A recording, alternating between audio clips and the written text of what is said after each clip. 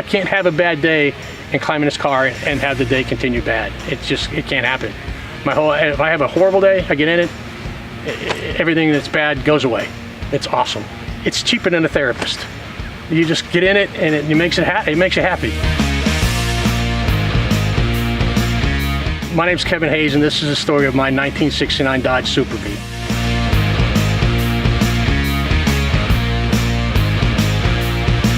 My dad had a friend that bought a 67 442, and it was baby blue with a white interior. And he was taking my dad and myself for a ride, and he stepped on the gas when I was in that back seat. There was no way I wasn't going to be involved with cars. I was hooked.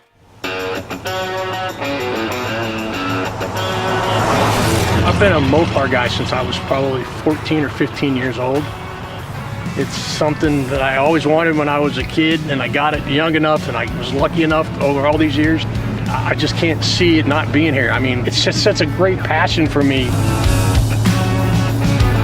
I look at it and it just looks so beautiful to me, the way it's done, all the lines in the body, the hood scoops that are functional, the stripe on the back end of it.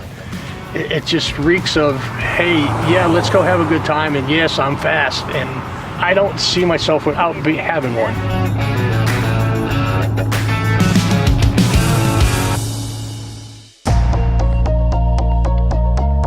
We found an auto trader, and I called the guy. It was actually tucked away in the guy's side yard, and he was basically just giving up on her, and he didn't want it anymore. She was hurting. The guy had tried to turn it into a semi-street racer. He had taken the back seats and stuff out of it. He put a roll bar made out of fence post in it. I couldn't get the car home fast enough. I'm glad I found her. My game plan was to build the car back to factory specs as close as I could. It deserved it. I knew in my heart and my gut that I had to put her back the way she was, the exact same way that Chrysler put her together. That's why I changed the stripe back to the factory color. I changed the interior back to the factory color. There's a tag on the engine compartment that tells you every option that's in the car. There's a code for the AM radio. There's a code for the seat color. There's a code for the stripe on the car. Everything is right there on that fender tag, and you can break that down, and it tells you that, hey, this is the way this car was built, and this is what it turned out, and I love it. It's better looking now than it ever was. When I first got the car, when we started the bodywork, I decided to take it to a buddy of mine named Roy Beatty that owns a shop called RP Custom. I've known Roy for 25 plus years, and he's actually restored cars higher to extreme than what I had mine done. So I knew it was going into good hands, and he's the one, as we went along, recommended it in the stages that we do it in.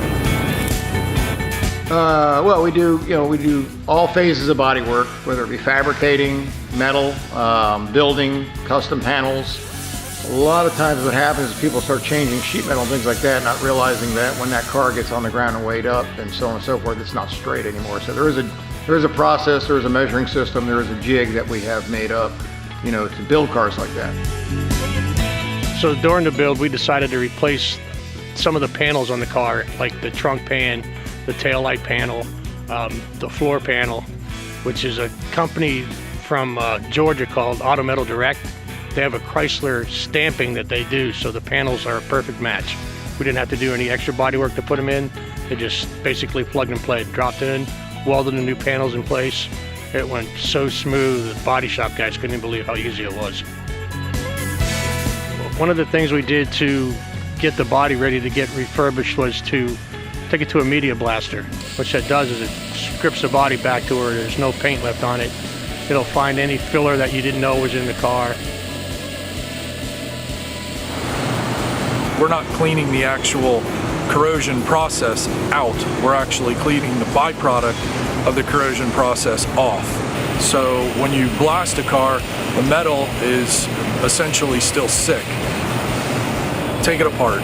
Pull all the door trim, pull all the windows, the seals. It's best if it's brought to us on a rotisserie. Once the car was blasted, we went ahead and had to get it in primer right away. The reason that is because it's bare metal, so you want to seal it. So Once you get it in the primer, then it goes back in, and they actually use the same color primer as they do to paint the car now, so it helps it seal even that much better. Once that's done, you take a look at it and you see how many coats of paint you have to put on it, and you go from there. What we normally do is we will actually paint the car just as if it was being painted for the final time, and we'll let it sit, and then we'll block it again, because then you see everything, and then we'll paint it again for the final time. So it goes through like more of a double process. When I got the car, it had a bench seat in it, no back seat in it at all. I was able to find a set of buckets in a junkyard for it then, but now I went back to the factory color, which is the factory white. The instruments were all faded. The dash itself, you can replace the plastic parts on the dash. So we replaced all of it with new, like the radio, the AM radio. I had to find a radio because it's wheel. So that all will be replaced, because over the years people had put aftermarket radios in it. All the plastic on it is all new, which you can all buy. The only thing you can't replace is the padding. So that's all little things that you don't know as you start to get into it. The reason I went to white is because when I decided to restore it this time, I went by the fender tag, which Chrysler will tell you everything that's been on that car. That's why it's this R4 red. I know it looks orange, but the sun, you can see it'll change because it was R4 red. That's why I didn't go to the Hemi orange this time. I went everything I wanted to do. I wanted it to be just like when Dodge put it together for the guy.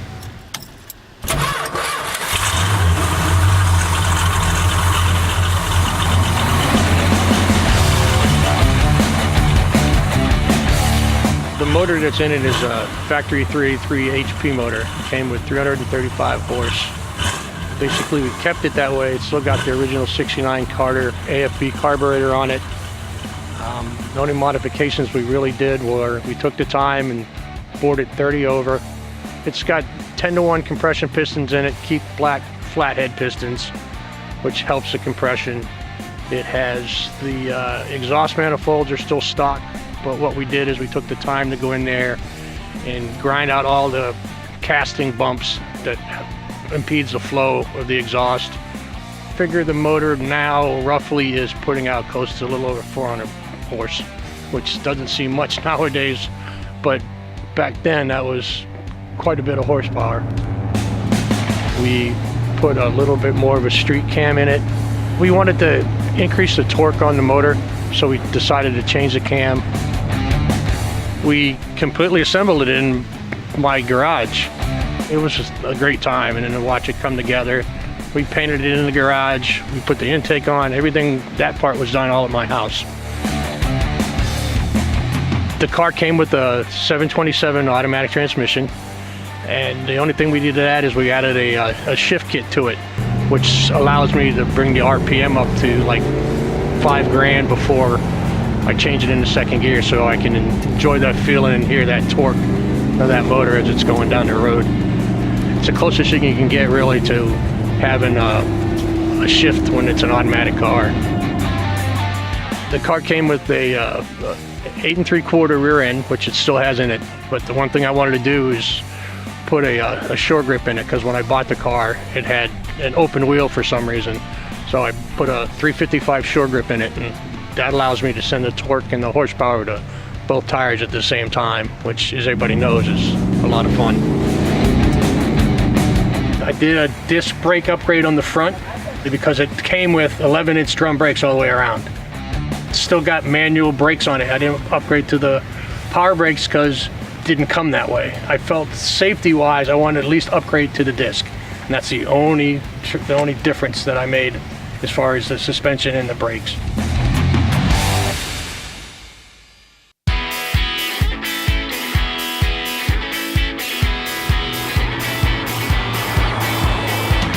The car handles, for the size of it, to me, I think it handles quite nice. And when it comes to the turns, acceleration is dead on. I mean, the car will actually go a little sideways when you stand on it, so she comes out of the hole pretty strong. you know, if I'm next to somebody and somebody's eyeballing it, I might get on a little bit to show them that, yeah, this is real. It's just not a museum piece. I drive it. I call it bee therapy. If I have a really bad day, I can go out in the garage, start the car and sit out there a few minutes, back it out, just take it around the neighborhood. I don't even go on the road. Just to hold the steering wheel and feel that motor and feel that power and why I'm driving it, it makes everything go away. I can't just means everything. I don't have all the words. Continue bad. It can't happen. The car turns so many heads, and I'm so proud of what it looks like when people come up and start talking to me and give me the memories of when their dad had something that looked like it, or their dad had the exact same car. This car means complete happiness. It means something I worked for since I was 15 or 16 years old. I wanted something that had the muscle, that had the flash, something that stood out on its own. This car, to me, I'll probably never ever be able to duplicate anything like it again.